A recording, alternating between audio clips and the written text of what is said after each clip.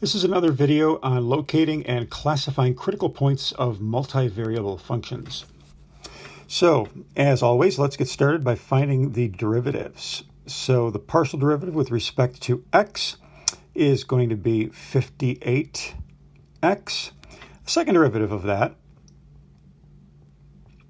is going to be 58. And the derivative of that with respect to y looks like it's going to be 0. Find the first partial derivative with respect to y. Looks like that's going to be 7 minus e to the y. Remember, the derivative of an exponential is the exponential. The second partial derivative of that is going to be just negative e to the y. And then f of y of x, of course, is also 0. So there are my derivatives. Now we need to take the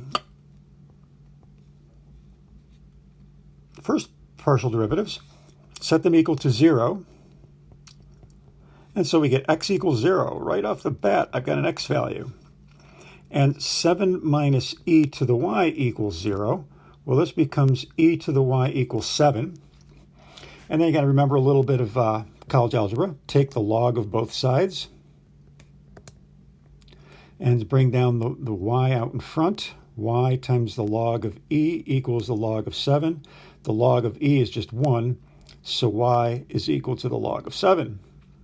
So we have an x value and a y value.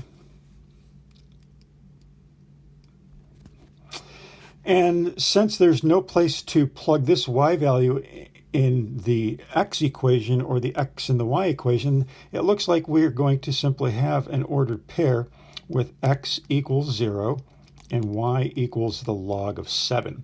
And of course, plug both of those back into the original equation to find out what the z value is going to be. I'll leave that up to you. So now we need to classify and determine if these are relative max or relative mins. So to do that, we need to go to the Hessian. So I need a little bit of room here. And so the Hessian is going to be equal to f of xx, which is 58, times f of yy, which is negative e to the y, minus the mixed partial, which is 0. So that means that the Hessian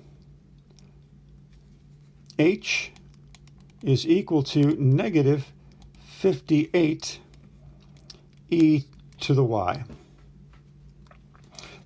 And so to determine the value of h, we need to substitute in y.